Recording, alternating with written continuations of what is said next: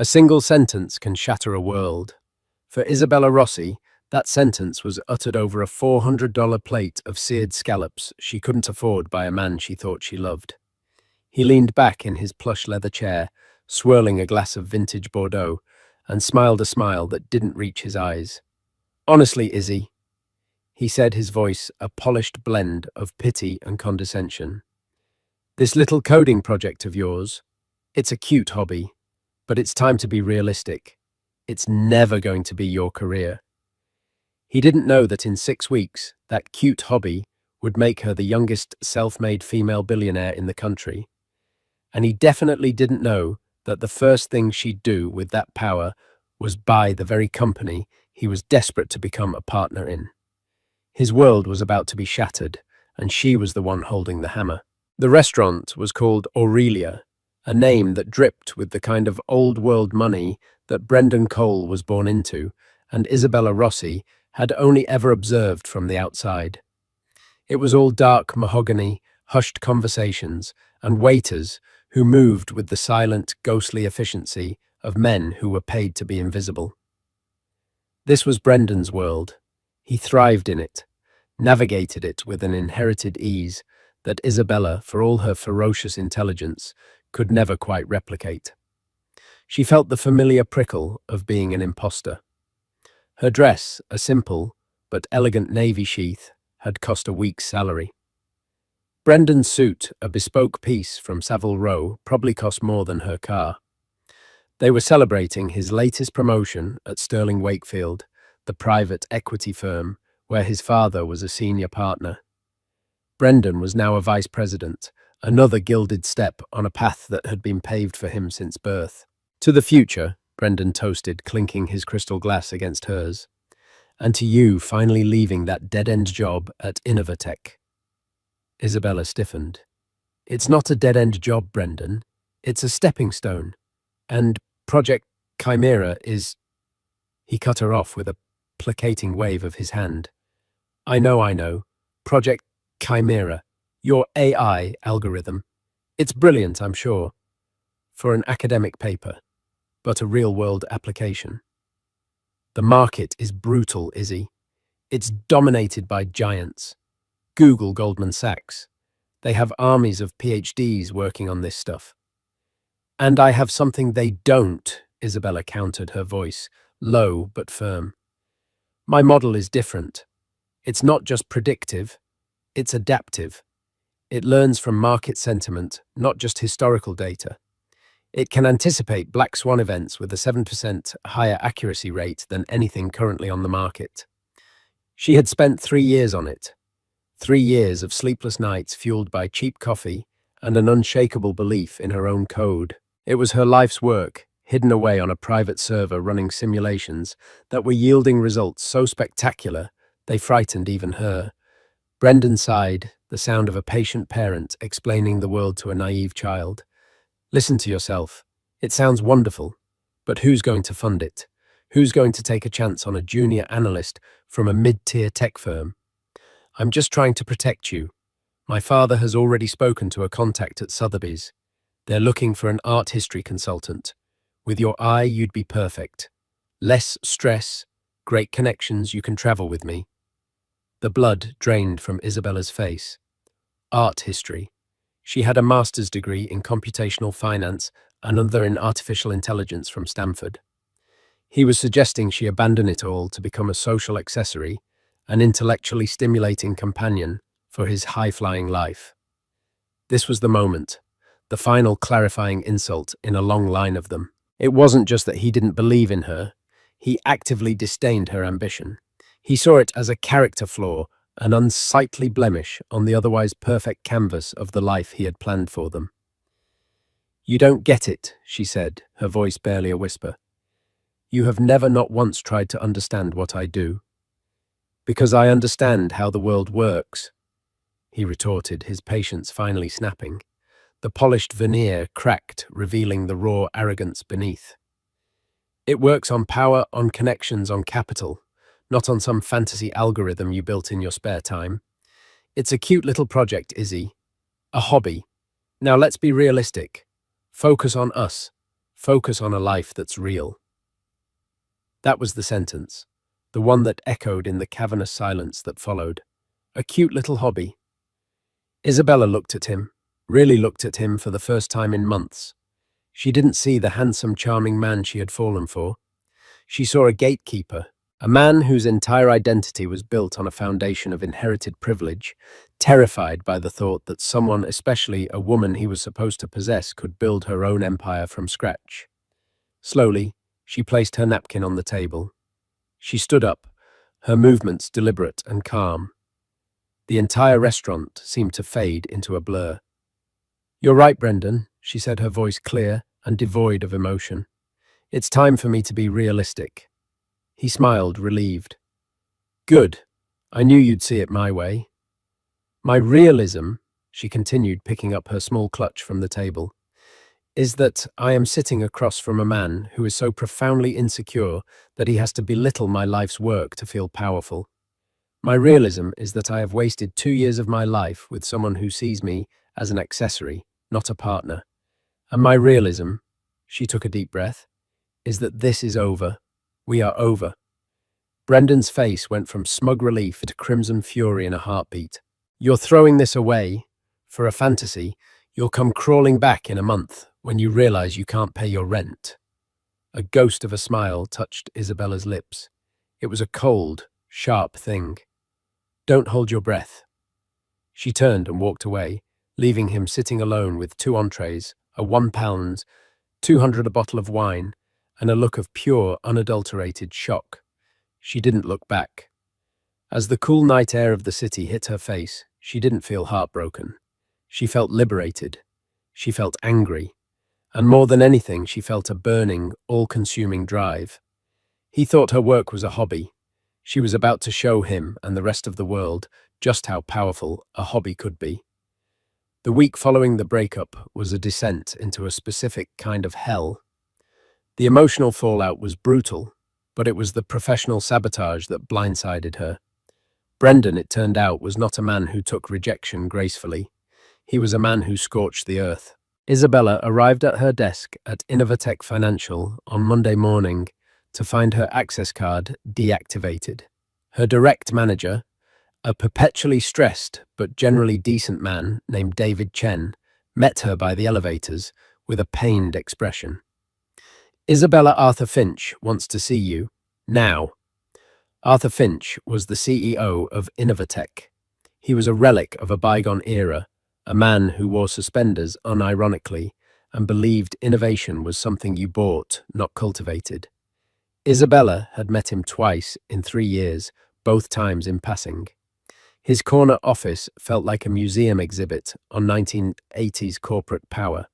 Heavy oak desk, leather-bound books that looked untouched, and a panoramic view of the city that seemed wasted on him. "Miss Rossi," Finch began, not bothering with pleasantries, "it has come to my attention that you have been using company resources for an unauthorized personal project."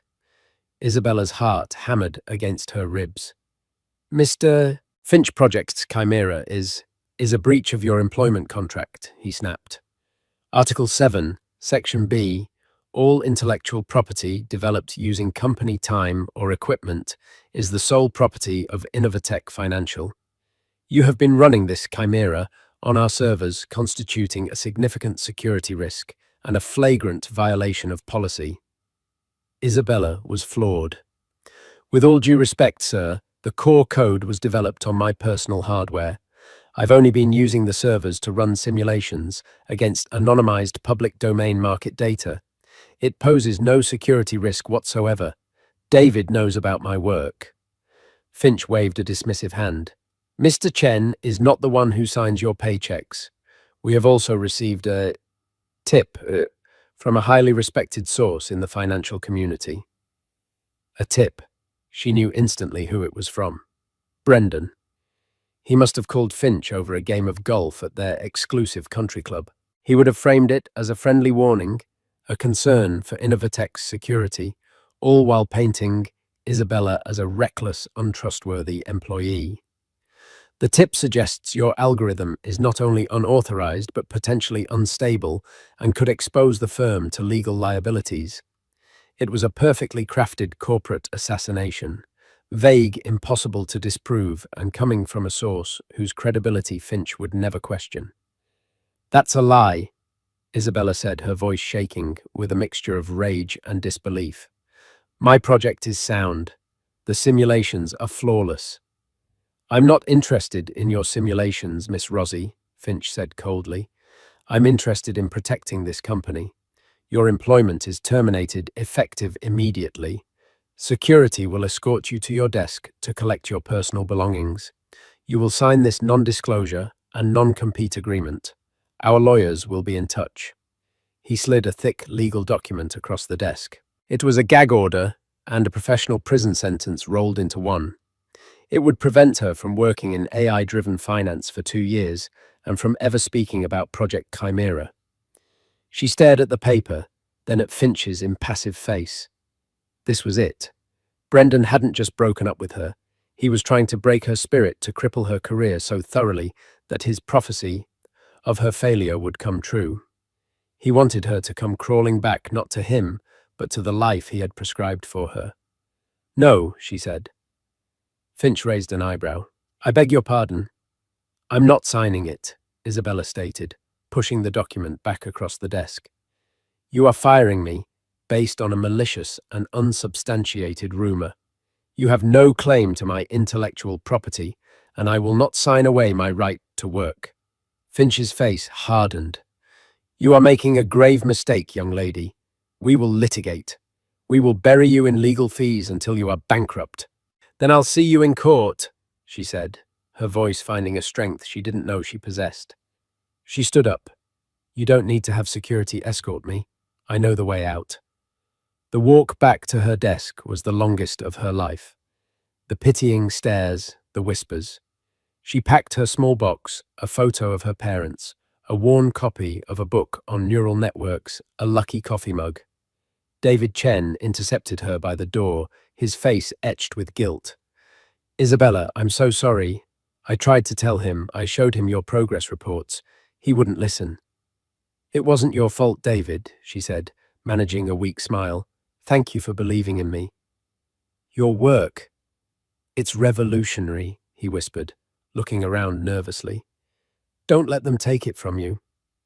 That night, in her small, overpriced apartment, the full weight of her situation crashed down on her. No job, dwindling savings, the looming threat of a legal battle against a multi-million-dollar corporation. Brendan's words echoed in her ears. You'll come crawling back, she cried, a gut-wrenching, soul-emptying sob that left her feeling hollowed out. She was alone, unemployed, and about to be sued into oblivion. For a few dark hours, she let the despair win.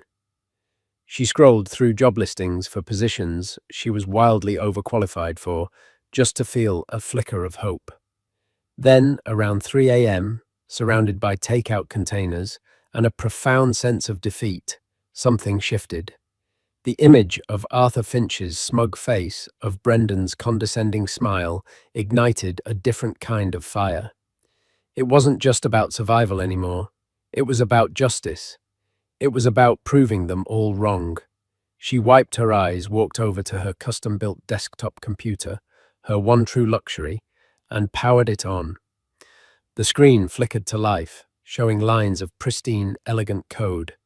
Project Chimera, her creation. They thought they could take it, bury it, and bury her with it. They had no idea what it was truly capable of. For the next 2 weeks, Isabella didn't just work. She waged a silent, one-woman war. She lived on coffee and protein bars. She disconnected her phone. She ignored the threatening letters from Innovatech's legal team that started piling up by her door. She poured every ounce of her energy, her genius, and her rage into the final evolution of her algorithm. She wasn't just running simulations anymore. She was preparing it for the real world. She refined the sentiment analysis module, feeding it terabytes of live news feeds, social media chatter, and political discourse. She strengthened the adaptive learning protocols, making the system so agile it could pivot its strategy in microseconds. She was building a weapon. One night, while running a final full-scale backtest against the last decade of market data, the results scrolled across her screen. The performance was staggering. If Chimera had been live during the 2008 financial crisis, it wouldn't just have avoided the crash. It would have shorted the market with such precision that an initial investment of $10,000 would have yielded over 50 million. It had predicted the dot-com bubble, the flash crash of 2010, every major market shift, with terrifying accuracy. She stared at the numbers, her heart pounding. This wasn't just a product, it was a paradigm shift. It was the key to a kingdom. But a key was useless without a door to unlock. She had the most powerful financial tool in the world and precisely $0 to implement it. Innovatech's lawsuit was coming. Her time was running out. She needed a miracle. She needed a backer with capital so vast and a risk appetite so huge that they would be willing to bet on a disgraced analyst against the entire financial establishment. She needed a ghost, and she knew of only one. A name whispered in hushed, reverent tones in the darkest corners of the tech world. A man who had vanished from public life a decade ago after his own legendary battle with Wall Street. A reclusive genius named Silas Black. Finding him was impossible. Contacting him was a fantasy. But for Isabella, fantasy was all she had left. Silas Black was more of a myth than a man. In the early 2000s, his company, Cassandra Data, had pioneered the very concept of algorithmic trading, making him a billionaire before he was 30. Then, after a brutal, hostile takeover attempt by a consortium of investment banks, an attempt he famously thwarted by liquidating their key holdings in a single afternoon, nearly crashing the Nasdaq in the process, he had simply vanished. He sold his company, took his fortune, and disappeared from the face of the earth. Rumors placed him on a private island in a fortified bunker in Wyoming, or even dead. Isabella only knew of him because of a single formative event in her academic life. During her master's program at Stanford, she had entered the prestigious Black Box Challenge, a hackathon for quantitative analysts. The anonymous sponsor of the challenge was legend, had it Silas Black himself. The goal was to design an algorithm that could find the signal in the noise of a chaotic dataset. Isabella didn't win, but she placed third. Her prize was a small scholarship and a cryptic email from a heavily encrypted address. It contained only one line. "Good work. Most people miss the ghost variable. You didn't. Keep going." She had saved the email, a digital trophy from a faceless mentor. Now it was her only lifeline. With trembling hands, she composed a new message. It was a desperate shot in the dark, an electronic prayer sent into the void. She didn't beg or plead. She laid out the facts with cold, mathematical precision. Subject the ghost variable. Project Chimera. To encrypted address. You told me once to keep going. I did. I built Chimera. It's an adaptive, sentiment-driven predictive model. It anticipates black swan events by quantifying chaotic social and political data. The ghost variables the market ignores. Backtesting shows a 92% success rate in predicting major market shifts. Beta, 0.8 48 hours in advance. I have been fired from Innovatech Financial. They are attempting to steal the IP and are suing me into silence. My ex-boyfriend Brendan Cole of Sterling Wakefield instigated it. I have the most powerful financial algorithm in the world. I have zero capital and about 3 weeks until I'm legally and financially buried. You fought the banks and won. They are trying to do to me what they did to you. I am not asking for a handout. I am offering an opportunity. My algorithm, your capital. Together we can do more than just make money. We can break the system. Attached is the white paper for Chimera and a single time-locked prediction for a minor, obscure commodities future set to mature in 48 hours. Proof of concept. Isabella Rossi. She attached the files, her finger hovering over the send button. It was insane. He probably wouldn't even see it. The address was likely defunct. And if he did see it, why would he care? She took a deep breath and clicked. The email vanished from her outbox, swallowed by the infinite web. For a full day, there was nothing. Silence. Isabella's fleeting hope began to curdle back into despair. She started drafting replies to the want ads for data entry clerks. The next evening, as she was microwaving a cup of noodles, her burner phone, a cheap prepaid device she'd bought for cash, buzzed. An unknown blocked number. She almost ignored it. "Hello," she answered, her voice wary. The voice on the other end was rough, gravelly, as if it hadn't been used for conversation in years. "Miss Rossi, the ghost variable in the Palladium future was the sudden union strike at the South African mine. The news broke an hour ago. The future jumped 18%. Your prediction was off by 0.2%. Isabella's spoon clattered to the floor. It was him. It had to be him. "How?" she stammered. "Your white paper is intriguing," the voice continued, ignoring her question. "Ambitious. Arrogant even. I like it. Innovatech is a third-rate firm run by a fossil. Sterling Wakefield is a den of thieves. Brendan Cole is his father's son, all pedigree, no vision. I have followed your career since the Black Box Challenge. I knew you had potential." Isabella sank into a kitchen chair, her legs suddenly weak. He had been watching her. "You have two problems, Miss Rossi," Silas Black said, his voice a low rumble. "First a legal one, second a capital one. We will solve the legal problem with the capital problem. Be at the offices of Rothman, Geller and Sloan, 45th floor, tomorrow at 9 a.m. sharp. Ask for Mr. Geller. Do not be late. And Miss Rosie." "Yes," she whispered. "Welcome to the war." The line went dead. The next morning, Isabella walked into a law office that made Arthur Finch's look like a suburban dentist's waiting room. A silent receptionist led her to a conference room with a single occupant, a severe-looking man in his 60s with piercing blue eyes. This was Michael Geller, Silas Black's personal attorney, a man known in legal circles as the Shark. "Miss Rossi," Geller said, motioning for her to sit, "Mr. Black has been most emphatic. He has instructed us to resolve your situation with what he calls maximum prejudice." For the next 5 hours, Isabella was swept into a whirlwind. Geller and his team of lawyers dissected Innovatech's case with surgical precision. They laughed at the non-compete Finch had tried to force on her. "This is unenforceable trash," Geller scoffed, tossing the document aside. "Arthur Finch is about to learn a very expensive lesson about baseless litigation." Then came the bigger plan. It was audacious, terrifying, and utterly brilliant. Silas Black wasn't interested in funding a startup. He wasn't interested in a protracted legal battle.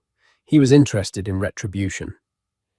"Mr. Black doesn't just want to protect your algorithm. Miss Rossi," Geller explained, a predatory gleam in his eye, "he wants you to have the platform to deploy it. The best way to end a lawsuit from a company is to own the company." Isabella stared at him. "You want to buy Innovatech." "Not buy it in the traditional sense," Geller corrected. "Innovatech is a publicly traded company, albeit a small one. Its stock is undervalued, and its leadership is complacent. Mr. Black has authorized the creation of a shell corporation, Prometheus Capital, with a credit facility of $2 billion. Over the next 2 weeks, we will be quietly acquiring a controlling interest in Innovatech on the open market." It was a hostile takeover. "But why?" Isabella asked, bewildered. "Innovatech is a dinosaur. The technology is outdated." "Precisely," Geller said.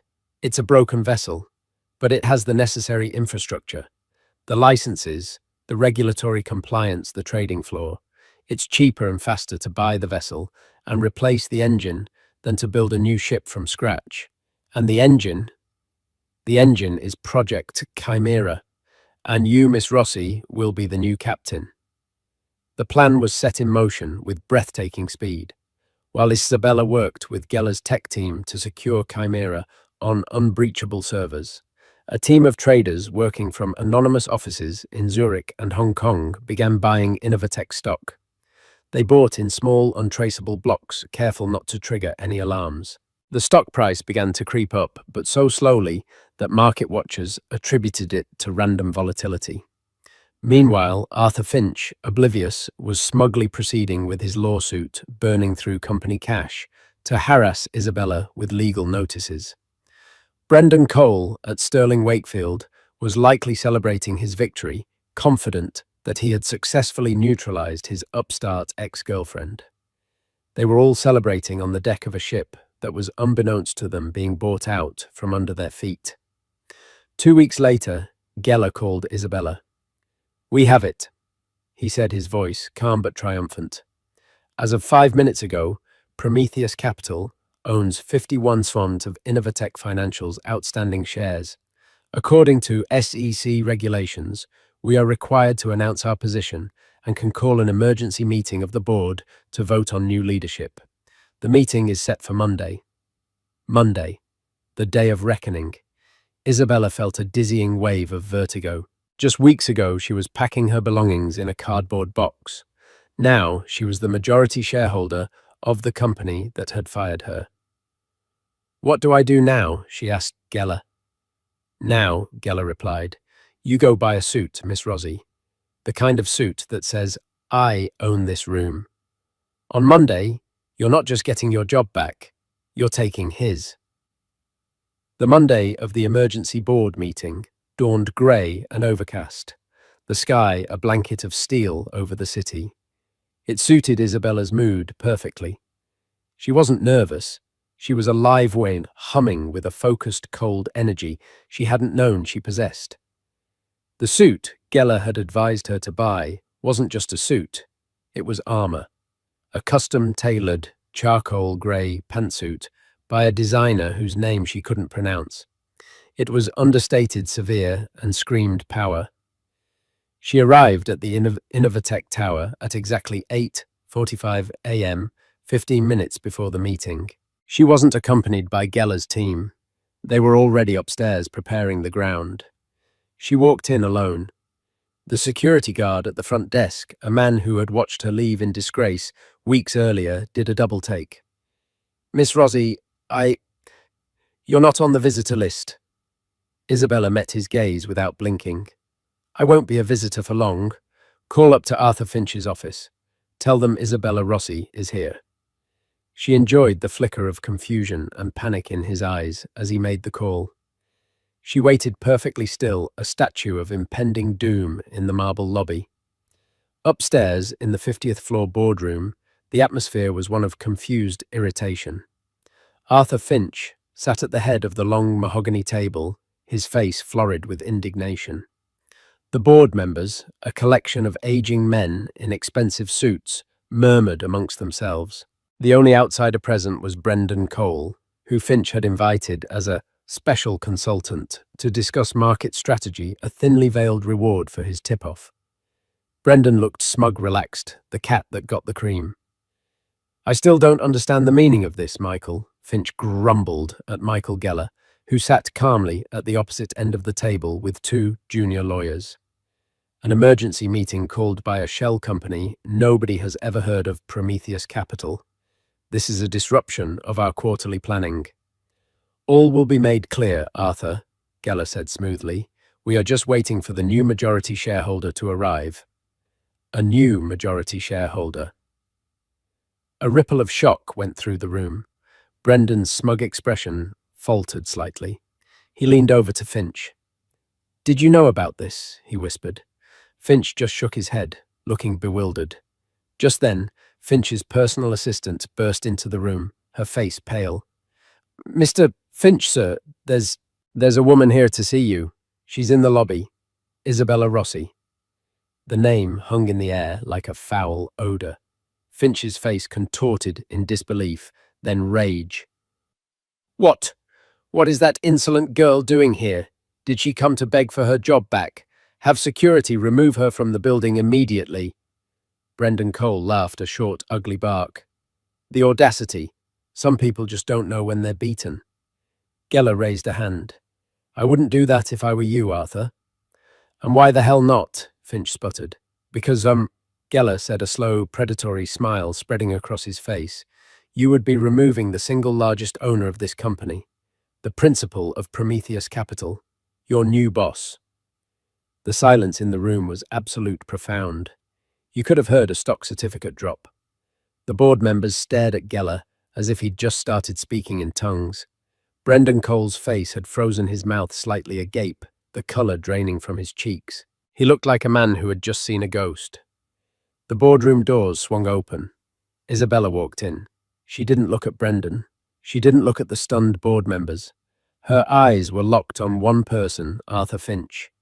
She walked the length of the table with a steady, unhurried pace, her heels clicking a death knell on the polished hardwood floor. She stopped, not at the side of the table, but at the empty chair right next to Finch's at its head. She placed her leather portfolio on the table. "Good morning, gentlemen," she said, her voice cool and steady, amplified by the room's shocked silence. "Arthur, you're in my seat."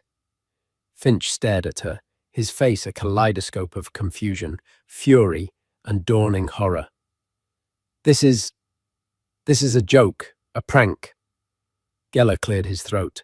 "It is my duty to inform the board," he announced formally, "that as of Friday, 17:00 hours, Prometheus Capital, a firm wholly controlled by Ms. Isabella Rossi, has acquired 51.7% of Innovatech Financial. All necessary filings have been submitted to the SEC. We have the votes. The first order of business for this meeting is a motion to remove Arthur Finch as Chief Executive Officer and Chairman of the Board, effective immediately."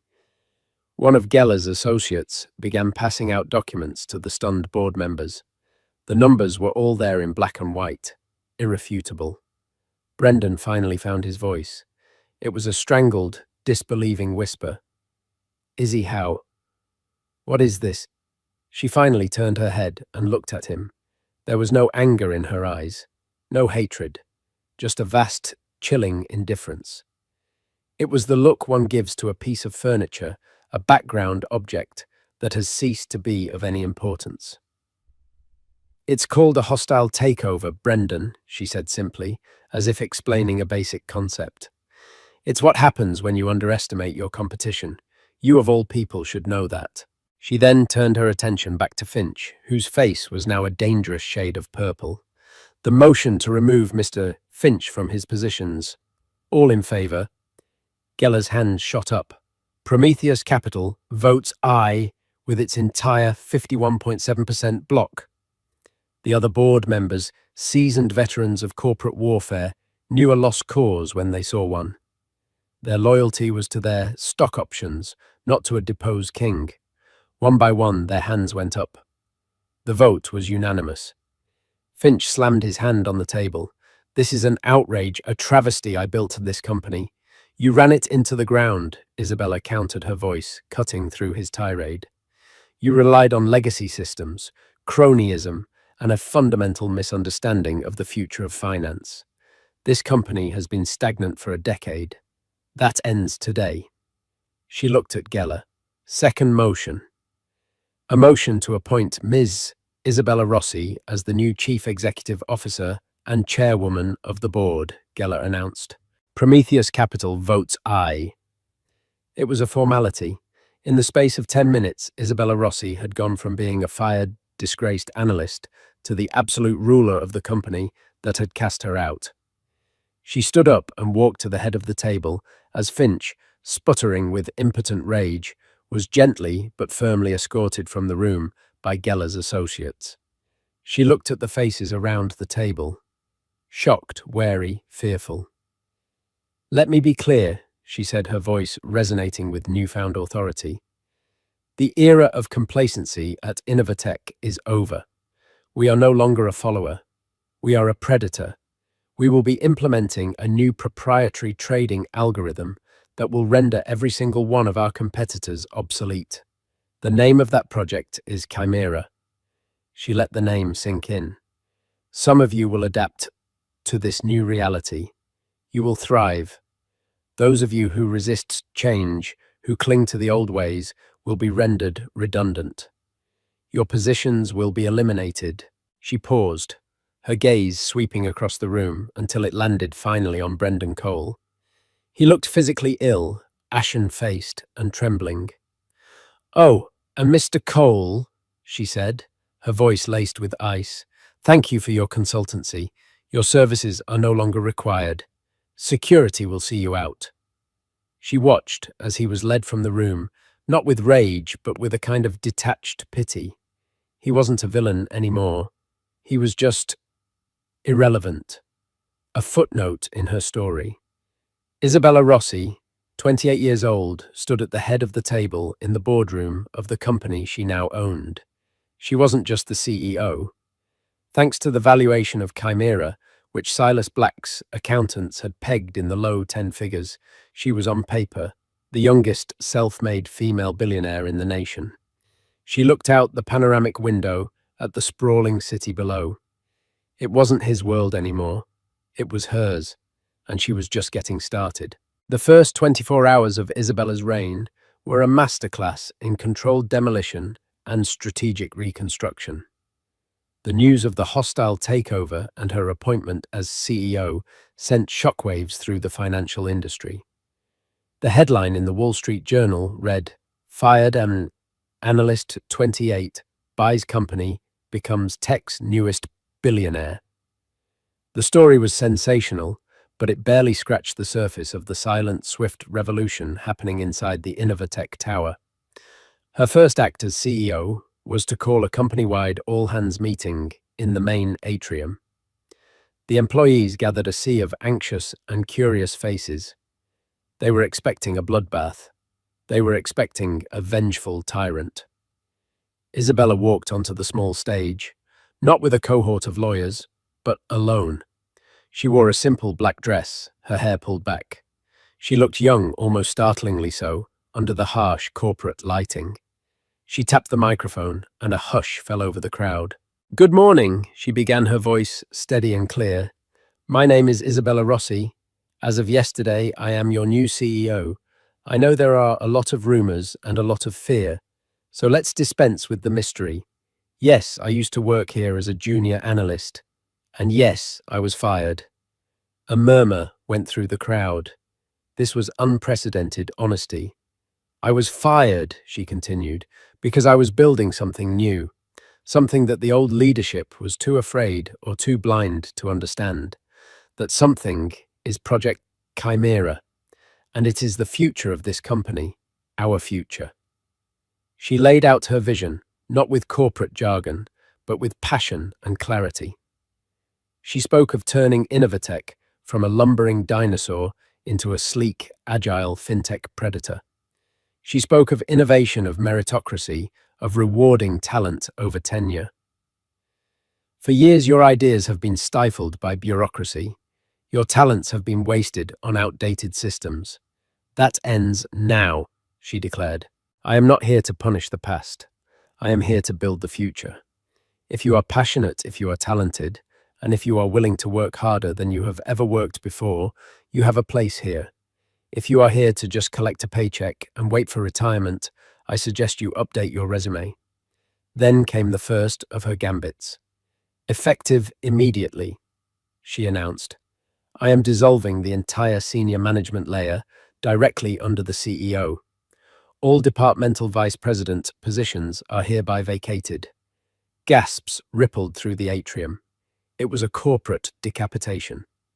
"In their place," she continued, "I will be promoting from within, based on one criterion alone: merit. I've spent the last 3 years watching you work. I know who the real innovators are. I know who the dead weight is." Her eyes scanned the crowd and found a familiar, anxious face.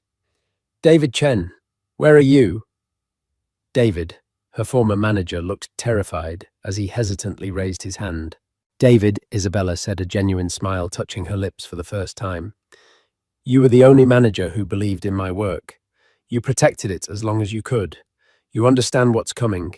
I'm promoting you to Chief Technology Officer. Your first task is to assemble a team to integrate Chimera into our core systems. You have an unlimited budget. Get it done. David Chen stood frozen for a moment, his face a mask of utter shock before a slow, dawning grin spread across it.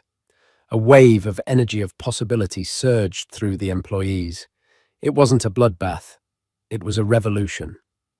Throughout the day, Isabella moved with ruthless efficiency. She walked the floors, not with an entourage, but by herself. She had quiet conversations with coders, with junior traders, with administrative assistants. She remembered their names, their projects. By day's end, a new leadership team was in place, comprised of the company's brightest and most overlooked talents. The old guard, the cronies of Arthur Finch, were gone. Late in the afternoon, her assistant, a sharp young woman she'd promoted from the reception pool, informed her she had a visitor. "A Mr. Brendan Cole is in the lobby. He insists on seeing you. He says it's personal." Isabella felt a flicker of something, not anger, but a weary finality. "Send him up," she said. Brendan entered her new office. Arthur Finch's old office, now stripped of its heavy dark furniture and replaced with minimalist glass and steel. And he looked like a broken man. His bespoke suit was rumpled. His face was pale and drawn. The swagger was gone, replaced by a desperate, hollowed-out look. "Izzy," he began, his voice raspy. I had to see you. I can't believe this." Isabella remained seated behind her vast new desk. She didn't offer him a seat. "Brendan, I came to apologize," he said, the words sounding foreign and clumsy in his mouth. "What I said, what I did, it was unforgivable. I was a fool. I was arrogant. And I was jealous." "Yes," Isabella agreed, her tone neutral. "You were." He took a step closer, his eyes pleading. "My father is... he's furious. Sterling Wakefield is one of Innovatech's biggest clients. He says I've ruined the relationship. I've been suspended. My career is over, Izzy." He was looking for something. Absolution, pity, a lifeline. He was trying to appeal to the woman. He thought he knew the Izzy who would be swayed by his pain, but that woman was gone. "Your career is not my concern, Brendan," she said, her voice as cool and hard as the glass of her desk. "You made a series of choices. You chose to belittle me. You chose to sabotage me. You chose to align yourself with a failing system because it was comfortable and familiar. These are the consequences of your choices." Tears welled in his eyes. "But we loved each other. Doesn't that mean anything?" Isabella leaned forward slightly. "You loved the idea of me, Brendan. You loved the version of me that fit into your world. The moment I tried to build my own world, you tried to burn it down. That isn't love. It's possession." She stood up, signaling the end of the conversation. "The work I am doing here is going to change the face of finance. I have a company to run. I'm afraid I don't have time for this." She turned and looked out the window at the city stretching out below her. It was a dismissal, more profound and complete than any firing. Defeated Brendan turned and walked out of the office, a ghost from a life she had already left behind. She heard the door click shut. She didn't turn around. She felt no triumph, no satisfaction, just a quiet, clean sense of closure. He was a problem that had been solved. Her phone buzzed. A text from an encrypted number. It was from Silas Black. "Geller tells me the old guard has been purged." "Good. Now the real work begins. Chimera is hungry. It's time to feed it. Don't get distracted by the noise. Your only loyalty is to the future." Isabella smiled. He was right. The past was settled. The future was a blank page, and she held the pen. The war wasn't over. It had just begun. The passage of 6 months had not just changed Innovatech Financial. It had forged it into an entirely new element on the periodic table of Wall Street. The old sleepy firm was a distant memory, a fossil preserved in amber. The new Innovatech was a place of breathtaking velocity, a symphony of quiet intensity. The open-plan floors, once a landscape of cubicle farms, were now collaborative pods centered around holographic data streams. The currency here wasn't tenure or titles, it was ideas and execution speed. Isabella had fostered a culture that felt less like a bank and more like a mission control center for the future of capital. A perfect example was playing out on the main screen in her office, a vast expanse of transparent aluminum that dominated one wall. It was 3:58 p.m., 2 minutes before the closing bell. Innovatech was in the midst of a silent, high-stakes duel with Goliath National Bank, the oldest and most arrogant titan of the industry, over a massive block of shares in a biotech firm that had just announced a breakthrough. Goliath's traders, using traditional models, were selling short betting. The announcement was a speculative bubble that would pop. Chimera, however, had seen something else.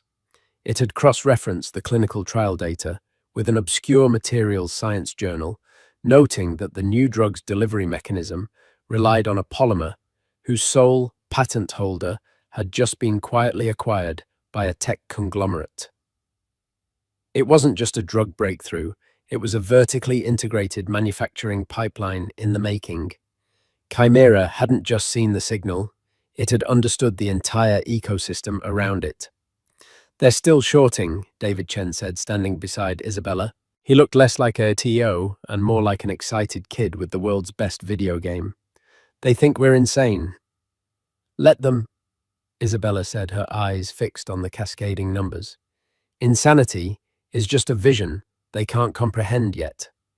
At precisely 4:10 p.m., the closing bell rang. A moment later, a news alert flashed across the wire. The tech conglomerate confirmed a multi-billion-dollar partnership with the biotech firm. The stock didn't just rise, it went supernova. Goliath National lost an estimated $900 million in a single afternoon. Innovatech, thanks to Chimera's foresight, had netted over $1 billion. It was just another Tuesday. This kind of success had made Isabella Rossi a legend, but it also made her a target. The industry, terrified of what it couldn't understand, began to fight back. Rivals tried to poach her staff with astronomical offers they all refused. Whispers of illegal insider trading circulated, prompting a discreet SEC inquiry that found nothing because there was nothing to find. Chimera wasn't cheating, it was just playing a different game entirely. The most persistent thorn in her side was a man named Nathan Pierce, a Pulitzer-winning journalist for the New York Ledger. Pierce was old-school cynical and smelled a rat. He didn't believe in magic bullets, and he saw Isabella as a financial warlock who needed to be exposed. His weekly columns were a masterclass in insinuation, painting her as a reckless gambler, a stooge for some hidden benefactor, or a fraud whose luck was about to run out. "The rise of Isabella Rossi and Innovatech isn't a fairy tale," he wrote in his latest piece. "It's a black box, and history teaches us that black boxes on Wall Street are never filled with miracles. They are filled with secrets, and those secrets eventually rot the entire system." Isabella read his column on her tablet as she sat in the back of her car, gliding through the city's neon-drenched streets toward her apartment. She should have been angry, but she mostly felt a strange sense of weariness. Pierce, like Brendan, like Finch, was another man trying to fit her into a narrative he understood. They couldn't accept that the phenomenon was simply a brilliant woman and her even more brilliant creation. The cost of this constant battle was her isolation. Her penthouse apartment was a marvel of minimalist design and smart home technology, a sterile paradise with views that could make an emperor weep. But it was also an empty fortress. Her friends from before her meteoric rise struggled to relate to her new reality. Dating was impossible, a minefield of sycophants and gold diggers. Her life had become her work, and her only true confidant was David Chen. It was during one of their late-night work sessions that the next chapter truly began. David had been running a deep learning protocol, allowing Chimera to search for patterns beyond the financial markets. The results he brought to her were staggering and terrifying. "It's not just supply chains, Isabella," he said, his voice hushed with awe. "It's everything. Based on massive atmospheric data, ocean temperatures, and deforestation rates, Chimera is predicting a catastrophic crop failure in Southeast Asia within 18 months, a famine that will affect 50 million people.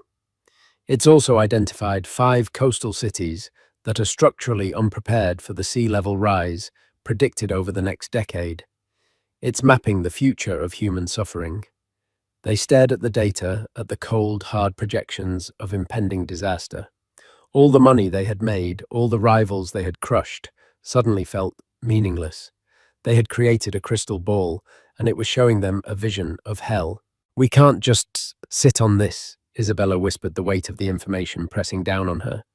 "We can't just use this to short agricultural futures. It's monstrous." This was the moment her ambition crystallized into purpose.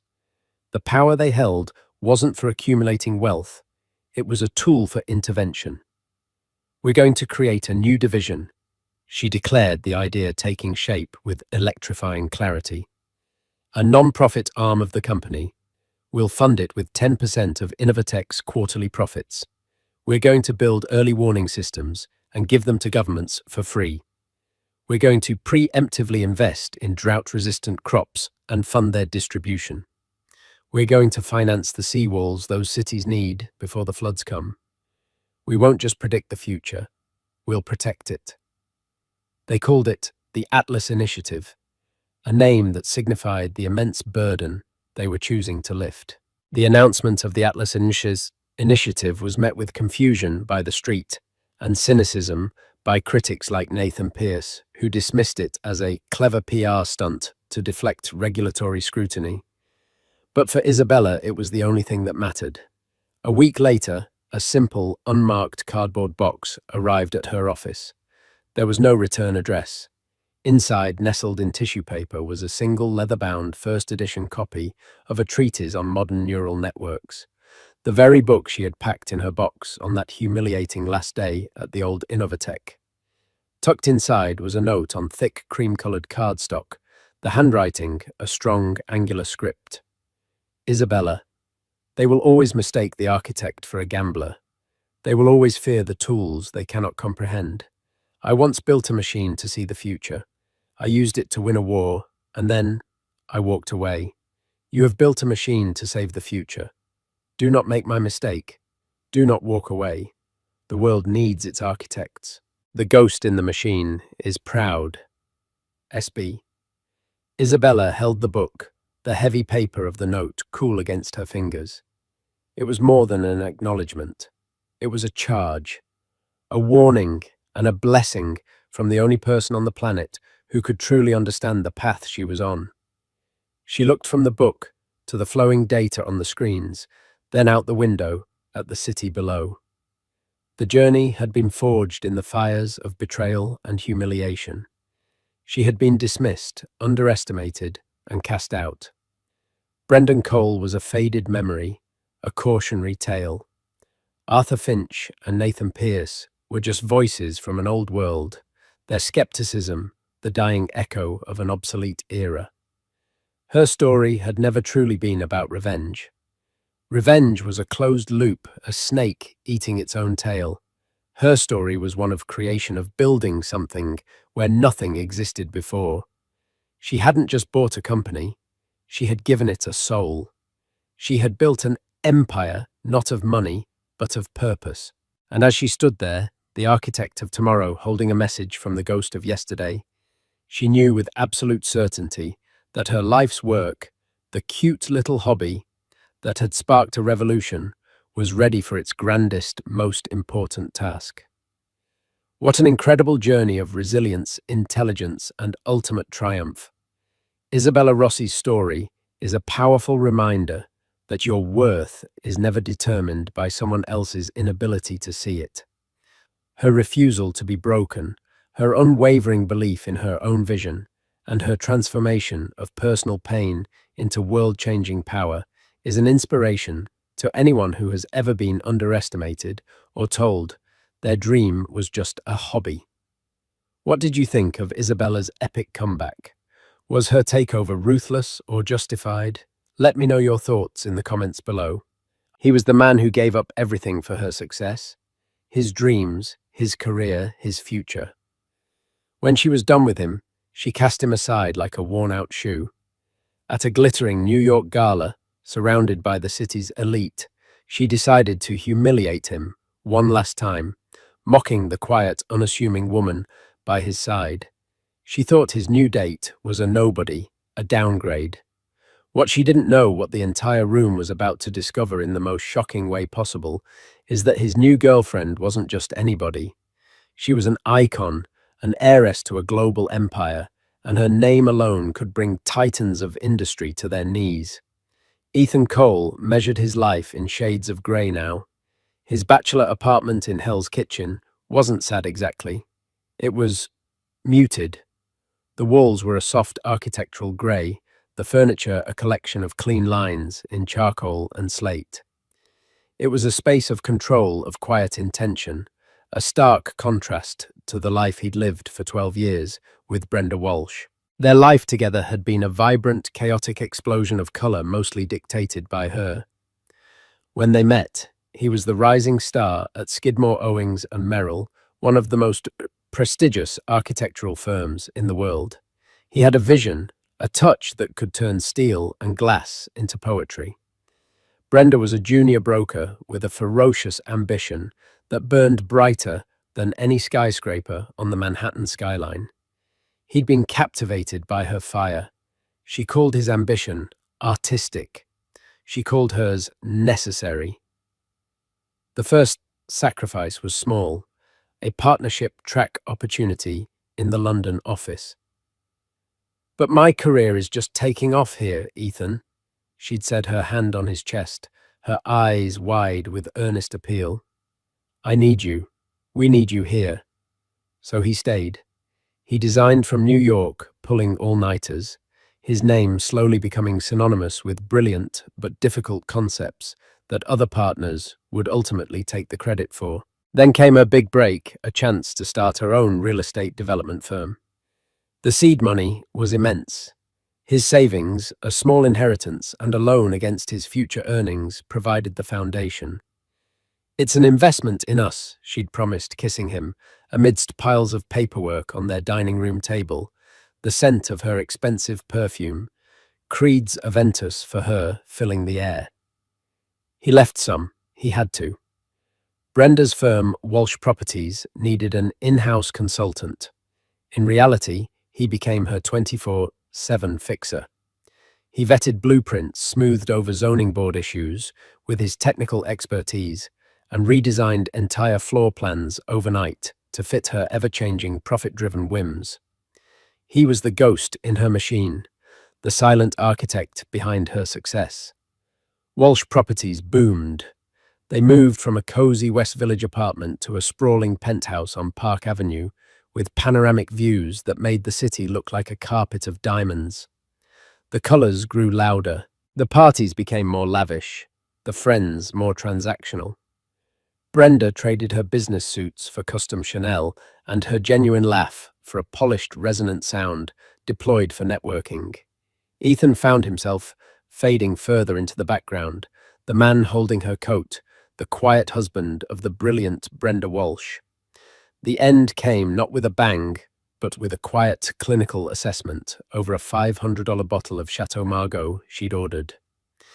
"Ethan, we're on different paths now," she'd said, not unkindly, but with the detached air of a CEO analyzing a non-performing asset. "My world, it requires a different kind of partner, someone who can keep up." The implication was clear. He, the man who had built the engine of her success, was now considered dead weight. The divorce was swift and brutal. Her lawyers, sharks from a top-tier firm, argued that his contributions were those of a supportive spouse, not a business partner. He was left with a settlement that felt more like severance pay, a fraction of the fortune he had helped build. He was forced to sign an ironclad NDA, preventing him from ever claiming credit for his work on her flagship projects. He was in essence erased from his own history, so now he lived in grey. He'd started his own small firm, Cole Design, from a corner of his apartment. His work was picking up small residential projects and consultations, but it was a quiet, solitary pursuit. The fire that had once driven him was now just a pilot light, flickering uncertainly. It was on a rainy Tuesday, seeking refuge in the Gagosian Gallery in Chelsea, that he met her. He was staring at an Anselm Kiefer painting, lost in its texture and raw historical weight, when a soft voice beside him said, "It feels like looking at a scar, doesn't it? A beautiful, terrible scar." He turned. She was wearing a simple beige trench coat, her honey blonde hair pulled back in a messy bun, with a few strands escaping, to frame a face that was arrestingly beautiful. But in a way he couldn't quite place. It wasn't the sharp sculpted beauty of the models in Brenda's magazines. It was softer, more soulful. Her eyes, a warm hazel, held a startling depth. She wore no discernible makeup. "That's the perfect way to describe it," Ethan said, genuinely surprised. "I was thinking the same thing." They fell into easy conversation. Her name was Fina, she said. Just Fina. She spoke about art with an unpretentious passion that he found intoxicating. She asked him what he did, and when he said he was an architect, her eyes lit up. "You build things. You make tangible art that people can live in. That's incredible." No one had called his work incredible in a long time. Brenda had called it a means to an end. They talked for 2 hours, wandering through the gallery, until the staff began politely hinting it was time to close. As they stood outside on the wet pavement, the city lights shimmering around them, Ethan felt a warmth he hadn't realized he'd been missing so profoundly.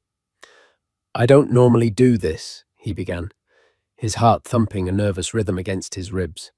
"But would you like to get a coffee sometime?" She smiled, a genuine, radiant smile that seemed to push back the gloom. "I'd like that very much, Ethan." She typed her number into his phone under the name Fina. Their first date was at a small, no-name Italian place in his neighborhood.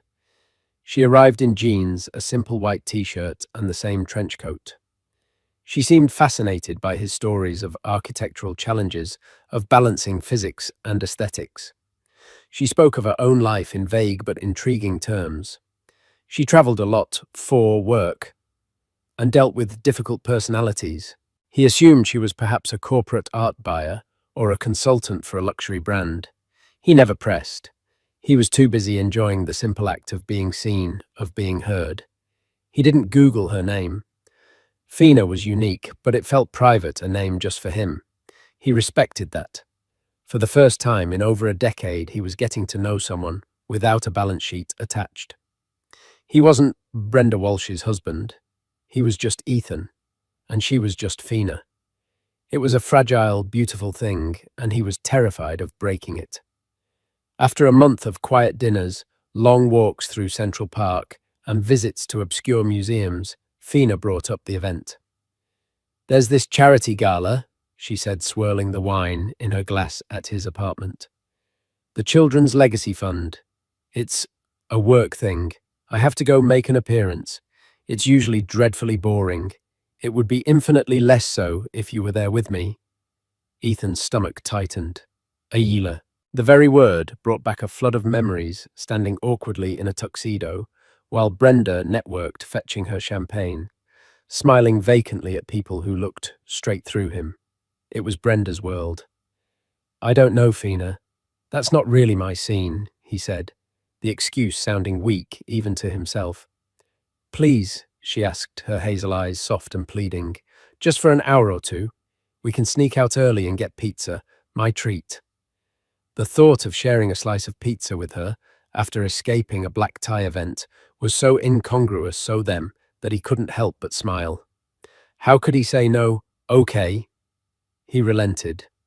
For you, but if anyone tries to talk to me about the commodities market, I'm faking a seizure. She laughed, a sound that filled his grey apartment with colour. It's a deal. He had no idea that he was agreeing to walk back into the very heart of the world he had escaped. He had no idea that Brenda would be there. And he had no idea that Fina, his quiet, unassuming Fina, was about to detonate a bomb in the middle of his old life, a bomb wrapped in Dior, haute couture.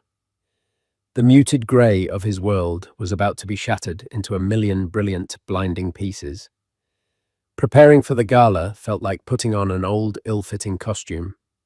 Ethan rented a tuxedo from a place on Madison Avenue, the process feeling clinical and foreign. The last time he'd worn one, it had been a custom Tom Ford, a gift from Brenda for their 10th anniversary. A gift, he later realized, that was more about her image than his comfort.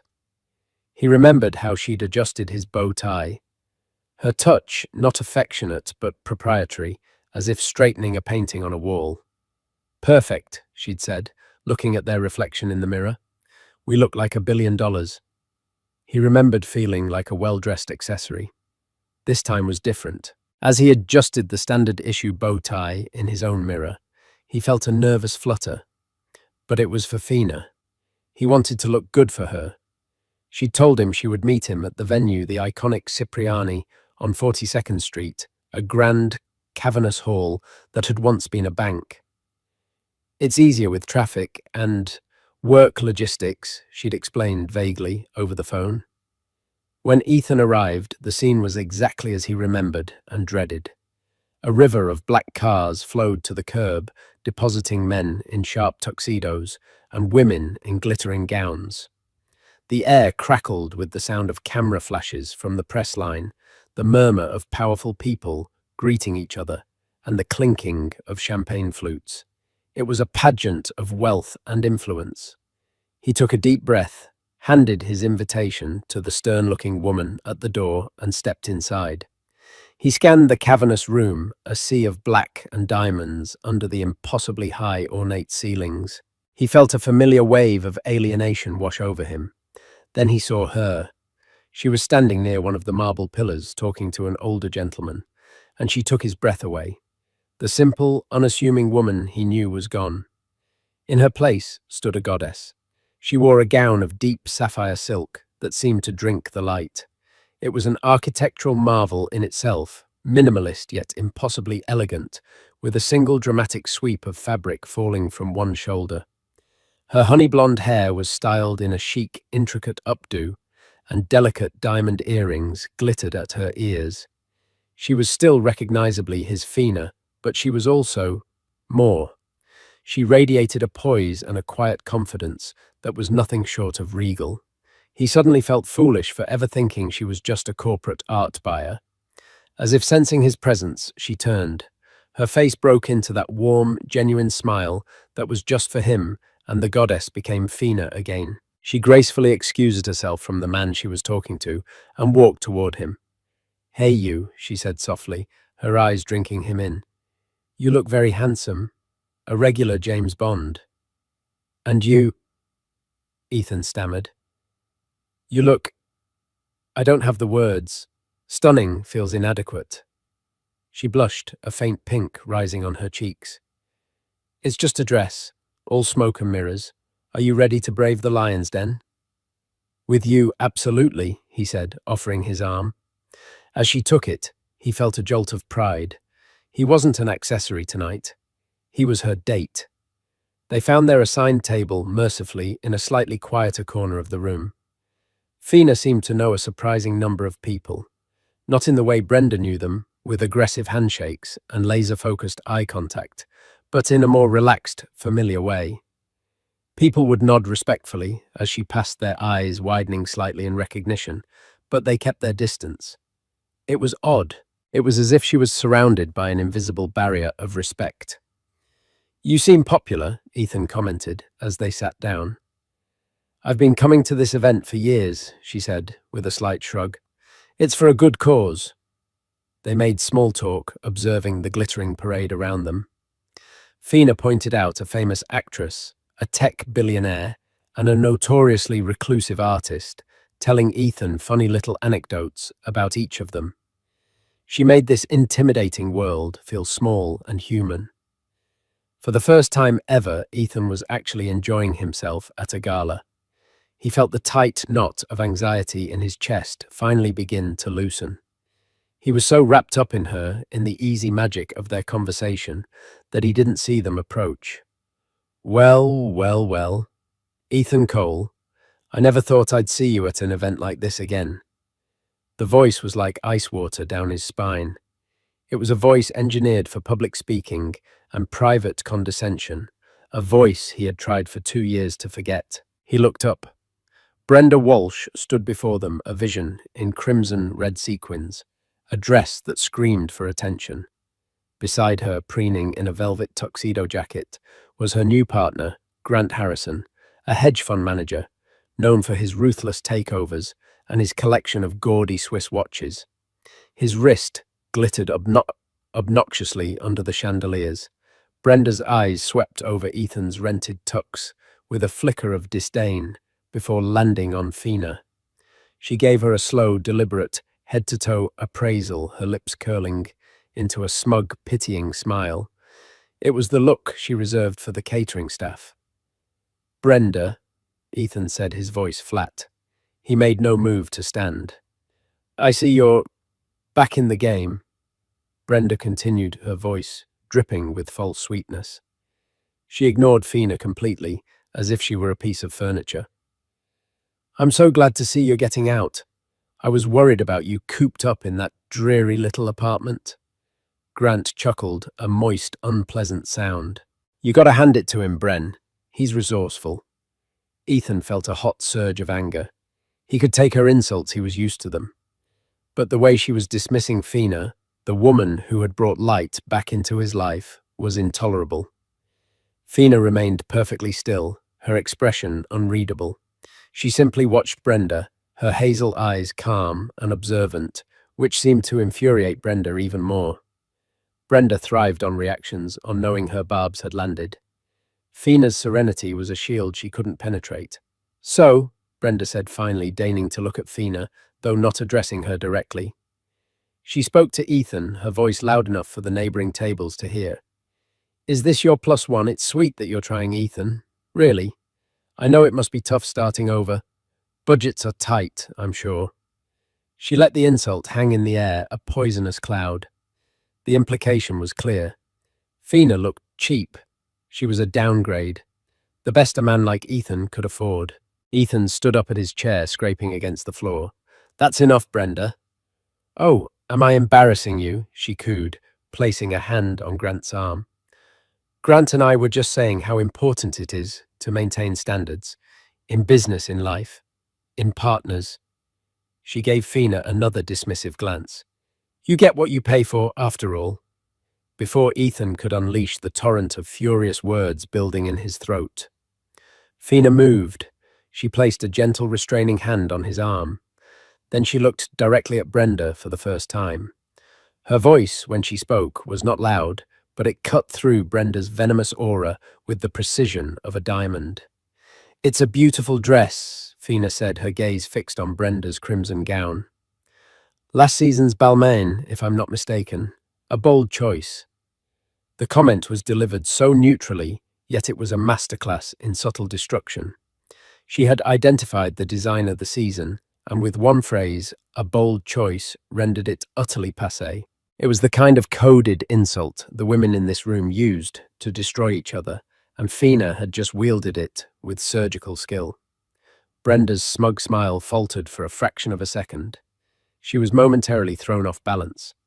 Who was this quiet little mouse to know Balmain? And you are? Brenda asked, her voice sharp and brittle. My name is Fina, she replied, simply extending a hand. Brenda ignored the offered hand. Fina, how? Quaint. The atmosphere was thick with tension. Ethan could feel the eyes of the people at the tables nearby. This was exactly what Brenda wanted, a public spectacle to cement her status and his humiliation.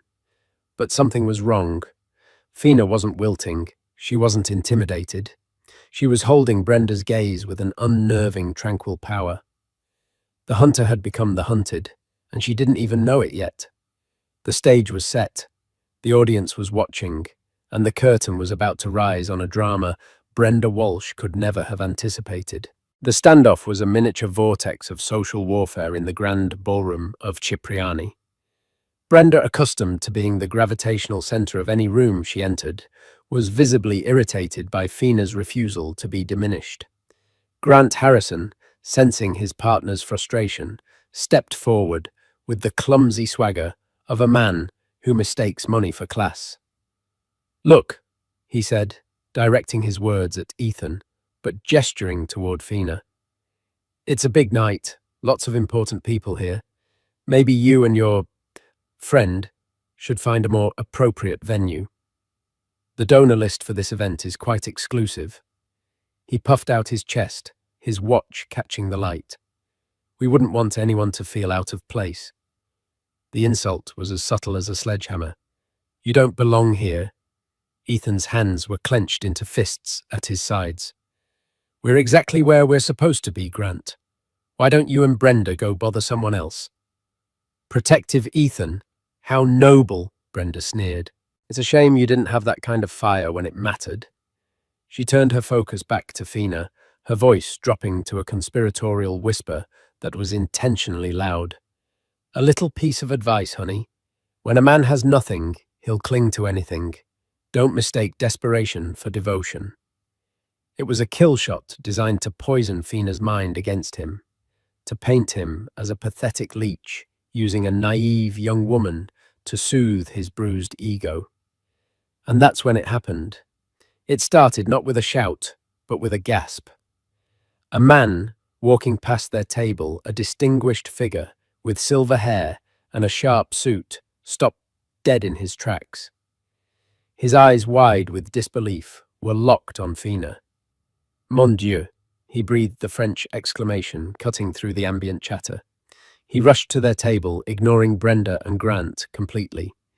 He took Fina's free hand in both of his, bowing his head slightly, in a gesture of profound respect. "Serafina," he said, his voice thick with a Parisian accent.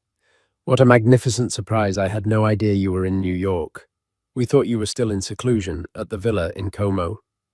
Fina smiled warmly at the man. "Antoine, it's lovely to see you. I wanted a quiet evening." Brenda and Grant froze. The name Antoine registered first.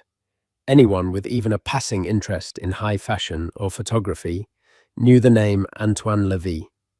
He was a living legend, the man whose lens had defined beauty for 3 decades.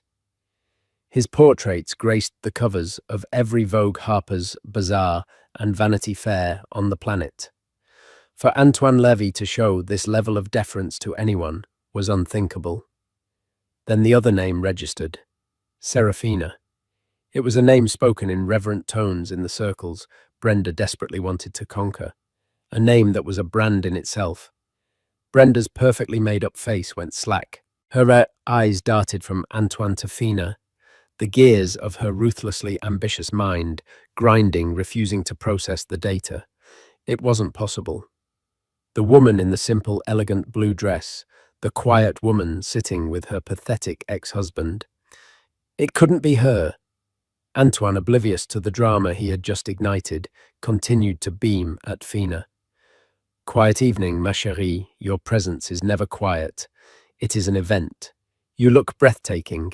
Is this a new Dubois piece? Your father's work gets more brilliant every year." He gently touched the sapphire silk of her sleeve. The final piece of the puzzle slammed into place with the force of a physical blow.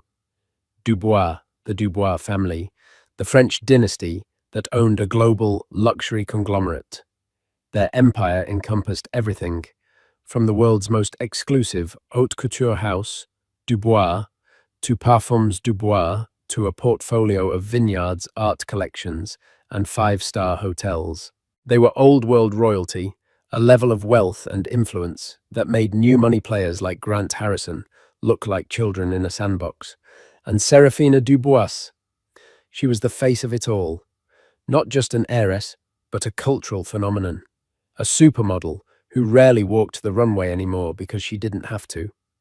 A woman so iconic, so elusive that her every public appearance was a global news story. She was known professionally by her first name alone, Serafina. The face of the legendary perfume L'Étoile du Soir. The muse for her father, the reclusive design genius Jean-Luc Dubois. A woman who dated princes and artists, who was photographed with world leaders, and whose net worth was estimated in the billions. This was the woman Brenda had just advised not to mistake desperation for devotion. The woman whose date she had pitied. The woman she had just essentially called a cheap escort. The blood drained from Brenda's face. The crimson of her dress suddenly looked garish and desperate against her now ashen skin. She looked at Serafina Dubois, and for the first time she saw her. She saw the regal poise, the quiet confidence, the subtle but priceless diamonds, the bespoke gown that wasn't last season's Balmain, but a one-of-a-kind creation from the most exclusive atelier in the world. She had been so blinded by her own arrogance, so eager to humiliate Ethan, that she had been functionally blind. Word was spreading like wildfire.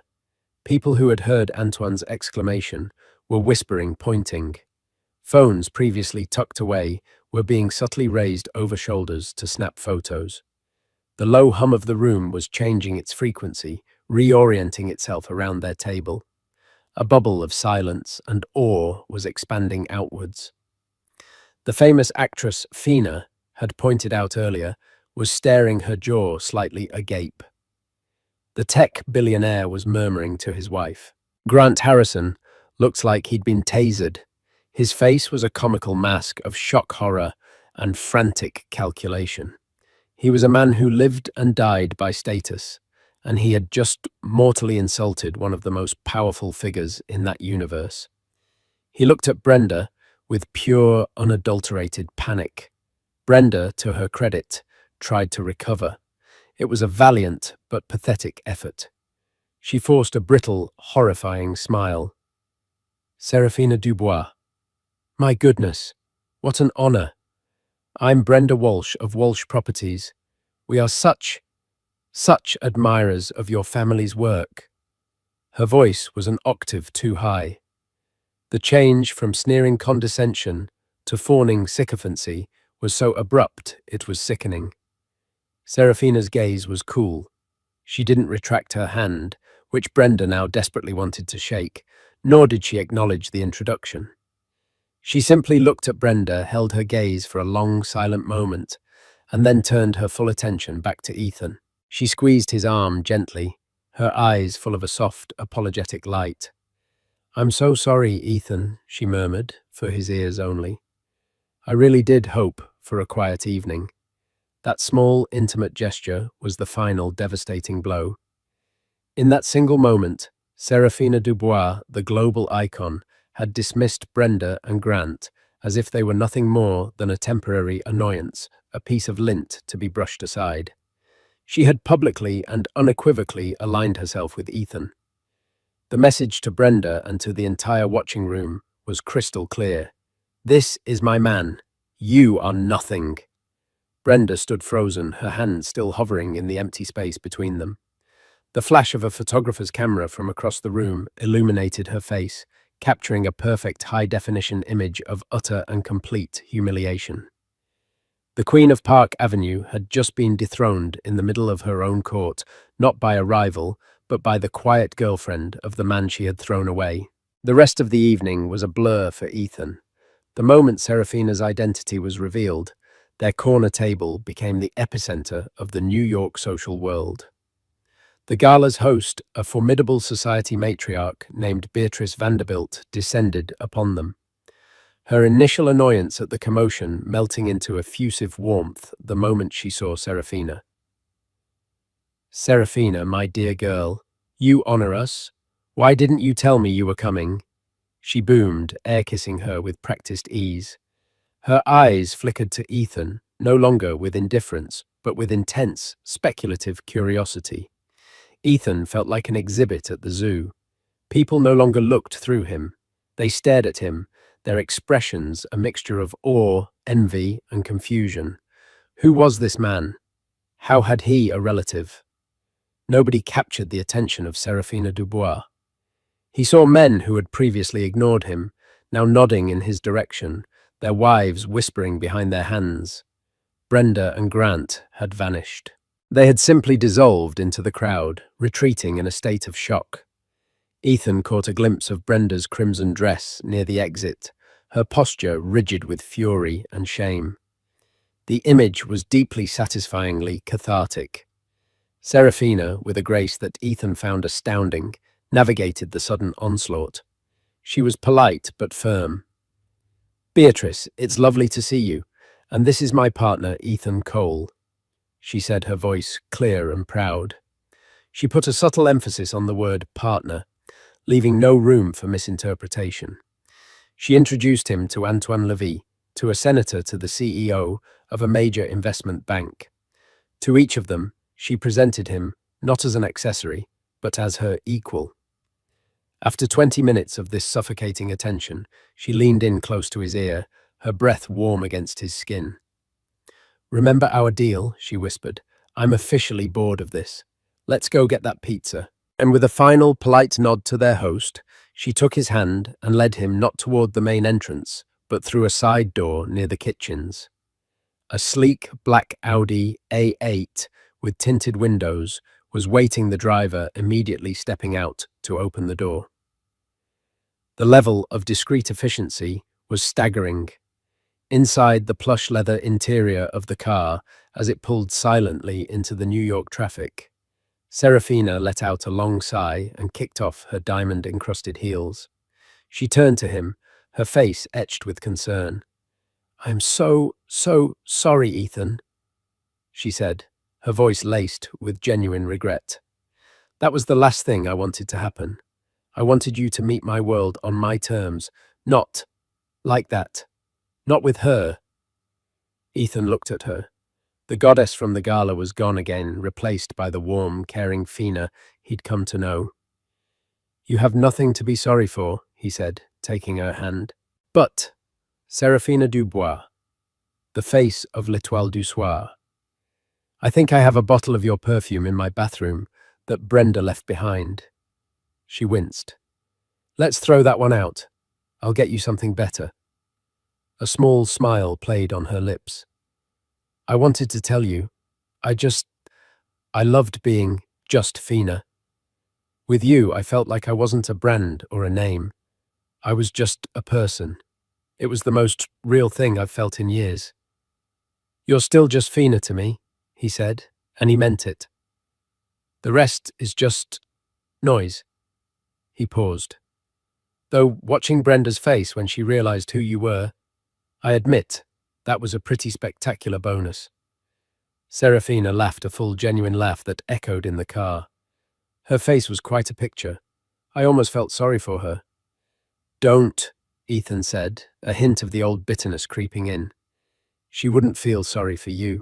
They got their pizza from a hole-in-the-wall place in the village, and Serafina, still in her couture gown, ate a slice folded in half on the curb, while Ethan, in his rented tux, laughed beside her. A lone paparazzo, who had somehow tracked them, snapped a photo from across the street. The next day, that photo would go viral, the heiress and the architect Serafina Dubois' downtown date night. It was a far more powerful statement than any red carpet appearance. The fallout was immediate and seismic. By 9 a.m. the next morning, Ethan's phone and email were exploding. Old colleagues from some who hadn't spoken to him in years were reaching out to reconnect. Headhunters from top architectural firms were suddenly interested in his boutique design philosophy. His small firm, Cole Design, was featured in a page 6 sidebar titled, "Who is Serafina's Mystery Man?" But the most shocking communication came from Brenda. It was a long, rambling text message sent at 3 a.m. "Ethan, I can't stop thinking about last night. Seeing you there so happy, it made me realize so much. I was a fool. I was so caught up in building the business, in the stress and the pressure, that I lost sight of what was important. I lost sight of you. He's a distraction, a product of that world I thought I wanted. It's not real. What we had was real. I miss you. I miss us. I know I hurt you, but I'm willing to do anything to make it right. Please, can we just talk? Ethan read the message twice, a bitter taste in his mouth. It was a masterwork of manipulation. Not once did she mention Serafina by name. She framed her sudden regret as an epiphany about him, not as a desperate, panicked reaction to his new partner's staggering status. She wasn't sorry for leaving him. She was sorry she'd left him before he traded up so spectacularly. It was the most Brenda thing she had ever done. He deleted the message without replying. The consequences for Brenda, however, were just beginning. The story of the confrontation at the gala, embellished and whispered through the city's elite circles, had cast her in a terrible light. She wasn't just an ambitious developer anymore. She was the cruel ex-wife who had tried to humiliate her unassuming former husband, only to be spectacularly shut down by a global icon. In a world built on image and perception, she had committed social suicide. Worse, the sudden spotlight on Ethan was bringing his past contributions to Walsh Properties into question. An influential architectural critic, intrigued by the story, wrote a blog post wondering why Ethan Cole, a man Serafina Dubois was championing, had such a thin portfolio for the last decade. He drew speculative but damning comparisons between Cole's early design style and the signature aesthetics of Walsh Properties' most successful buildings. The NDA prevented Ethan from speaking, but he didn't have to. The world was connecting the dots on its own. Whispers started among Brenda's investors. Was she really the visionary she claimed to be? Or was she just a ruthless marketer who had exploited her husband's talent and then cast him aside? The foundation of her carefully constructed empire, built on her singular image as a self-made titan, was beginning to crack. Grant Harrison, seeing the reputational damage splashing onto him, began to distance himself. A week after the gala, Ethan was in his apartment, sketching ideas for a new project, when his phone rang. It was an unknown number with a French country code. He answered cautiously. "Hello, medical. This is Jean-Luc Dubois." The voice was deep accent-scented and carried an unmistakable air of authority. "My daughter has told me a great deal about you. I believe it is time we met. I am in New York. My car will be at your address in 1 hour." It wasn't a request.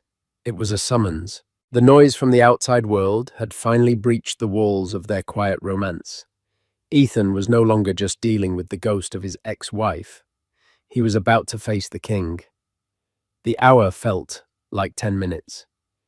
Ethan barely had time to shower and change into his best suit, a charcoal grey, well-tailored, but a world away from the bespoke luxury the Dubois family inhabited. He stood at his window, watching the street below. Exactly 60 minutes after the call, a black Maybach, even more imposing than the Audi, pulled up to the curb. It was so sleek and silent, it seemed to absorb the sounds of the city around it. The ride to the meeting was a masterclass in silent intimidation. The chauffeur, a large man in a dark suit, didn't speak. The car's interior was a cocoon of buttery leather and polished wood. They bypassed the gleaming commercial towers of Midtown and headed for the quiet, old-money elegance of the Upper East Side, stopping in front of a magnificent limestone townhouse just off Fifth Avenue. This wasn't a hotel, it was a private residence, the Dubois family's New York home. Ethan was led through a foyer that was more like a private museum, with a Miro on one wall and a Giacometti sculpture in an alcove. He was shown into a library on the second floor. Bookshelves soared from floor to ceiling, filled with leather-bound volumes. A fire crackled in a marble fireplace, and in a high-backed armchair sat Jean-Luc Dubois. He was older than Ethan expected, perhaps in his late 60s, with a mane of silver hair and piercing blue eyes. He wore a simple cashmere sweater and tailored trousers, yet he exuded more power and elegance than anyone Ethan had ever met. He didn't rise, he simply gestured to the chair opposite him. "Mr. Cole, thank you for coming," he said, his voice the same deep baritone from the phone. His English was perfect, laced with only a faint aristocratic French accent. "Mr. Dubois, the pleasure is mine," Ethan replied, trying to keep his voice steady. Jean-Luc observed him for a long moment, his gaze sharp and analytical. It was the look of a man who could assess the value of a company, a gemstone, or a person in a single glance.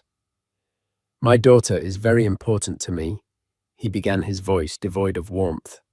"She is the face of our house, the heart of our legacy, but she is also a young woman who has lived her life in a cage, albeit a gilded one.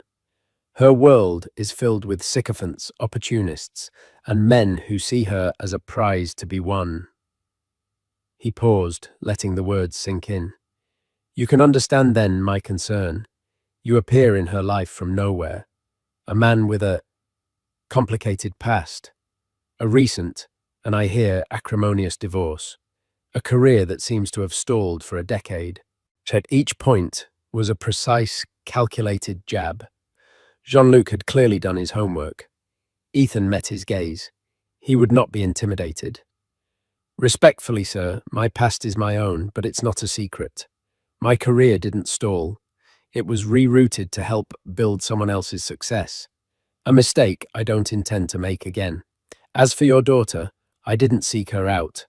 I met a woman named Fina in an art gallery. I fell for her intelligence, her kindness, and her spirit.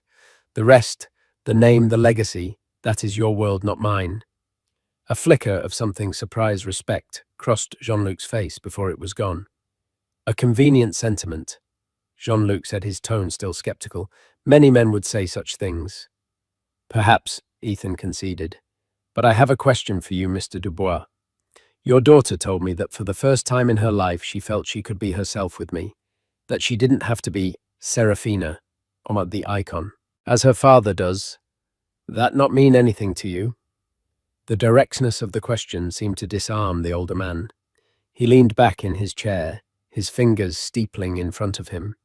He was silent for a full minute. "My daughter, she has a gift for seeing the truth in things," Jean-Luc said, his voice softening almost imperceptibly. "In art, in people. It is why she is not only the face of our house, but its soul. She tells me you are an architect of some talent." "I like to think so," Ethan said. "Our family's philanthropic arm, the Dubois Foundation, is planning its next major project." Jean-Luc continued, shifting the topic. "A new museum for contemporary art and design in Brooklyn, a landmark project.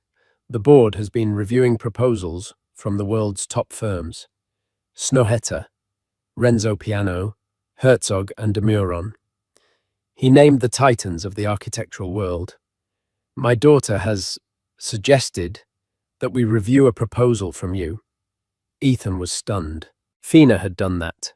She had put his name alongside the gods of his profession. "That is an incredible honor," Ethan managed to say. "It is not an offer, Mr. Cole. It is a test."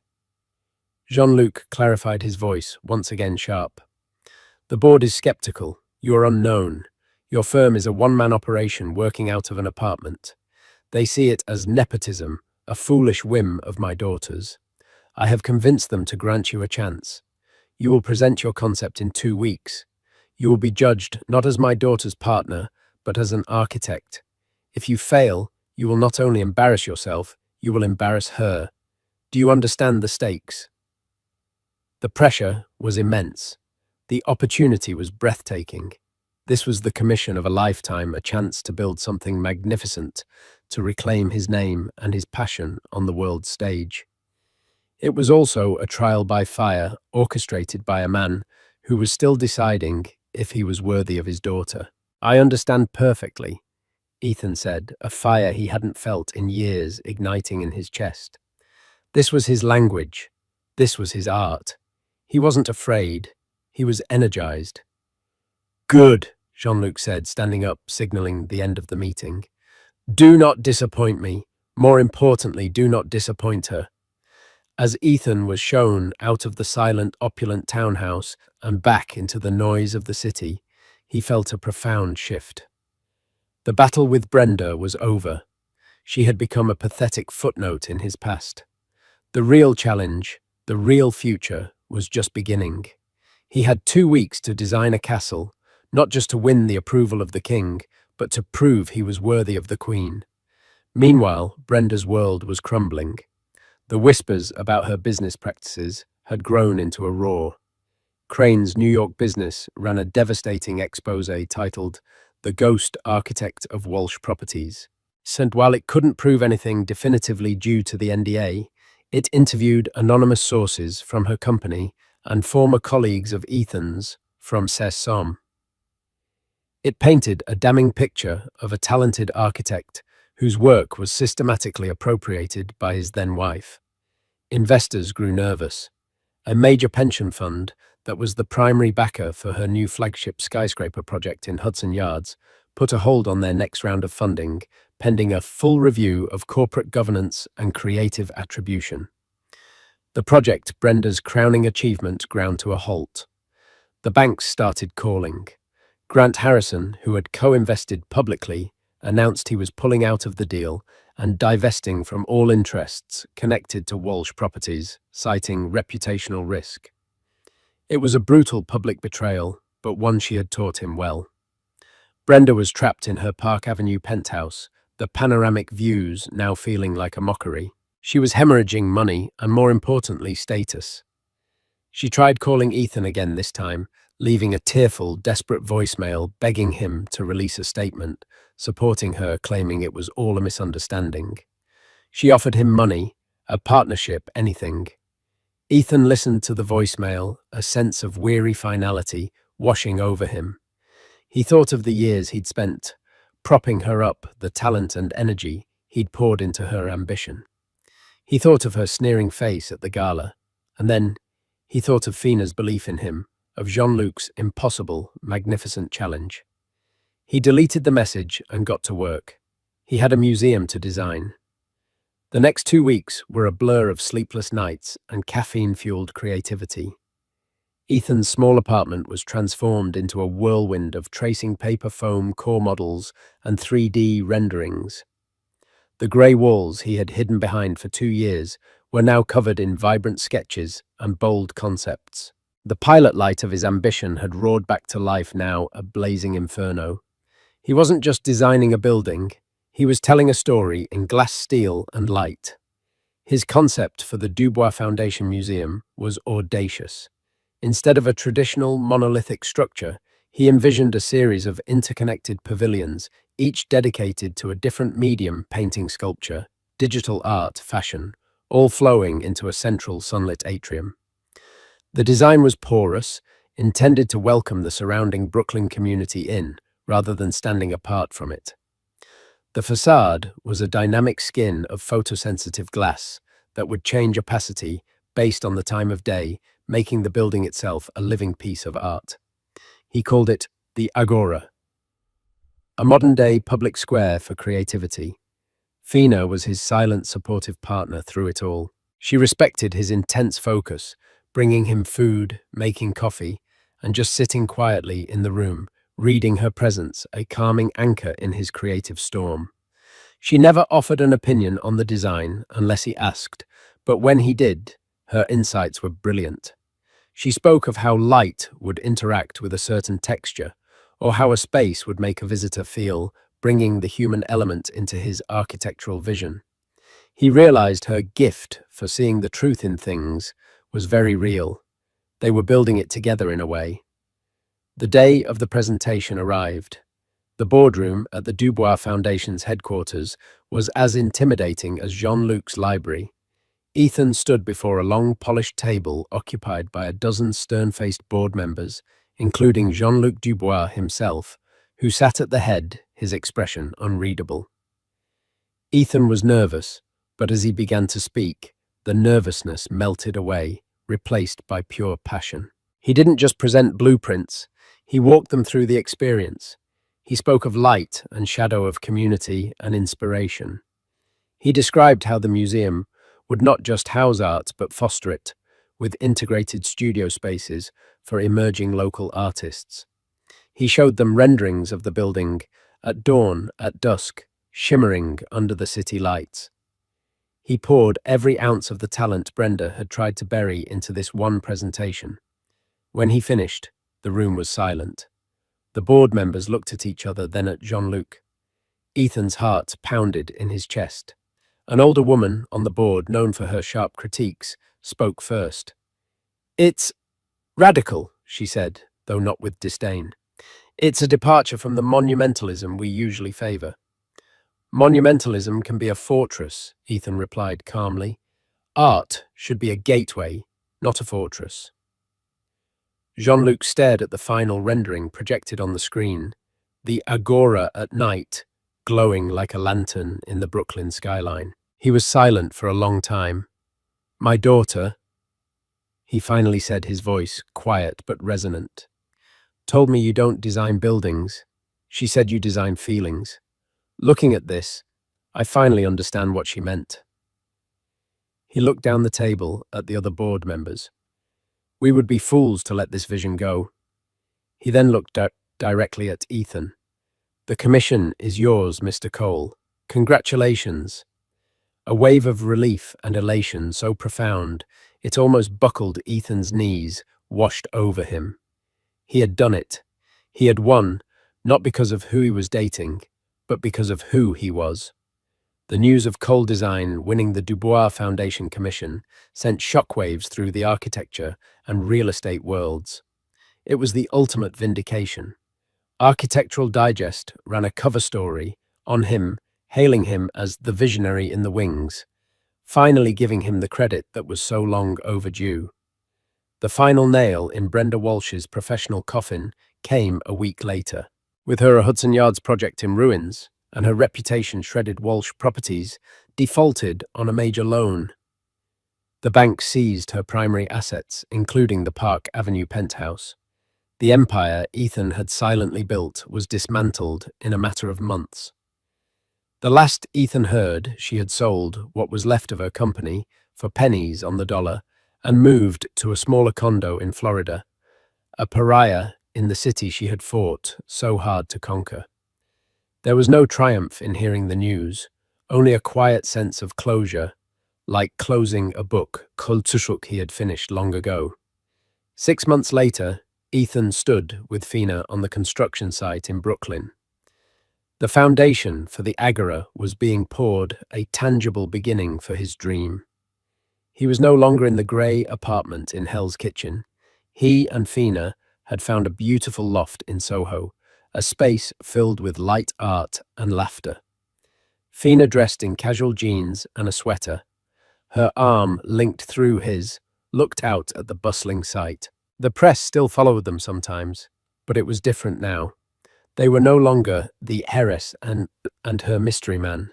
They were a power couple, respected for their individual talents and the genuine partnership they so clearly shared. "It's going to be beautiful," she said, resting her head on his shoulder. "We're going to make it beautiful," he corrected her, squeezing her hand. He looked at her. His Fina, the woman, who had seen him when he was invisible, who had believed in him when he'd stopped believing in himself. She wasn't a status symbol or a prize. She was his partner, his home. He had lost a kingdom of glass and steel built on ambition and lies, only to gain an empire of his own, built on a foundation of truth, respect, and love. The past was a scar, just like the painting in the gallery where they'd met.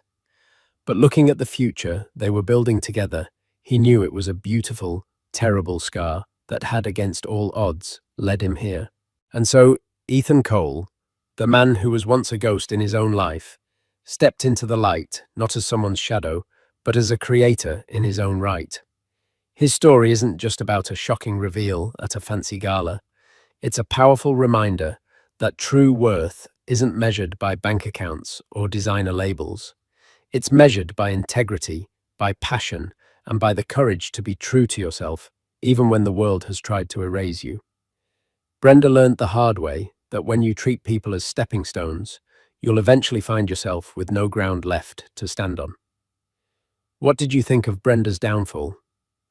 Was it karma or was it just business? Let us know your thoughts in the comments below. If you enjoyed this story of vindication and unexpected love, please give this video a thumbs up, share it with someone who needs a little inspiration, and don't forget to subscribe and hit the notification bell so you never miss another real-life drama.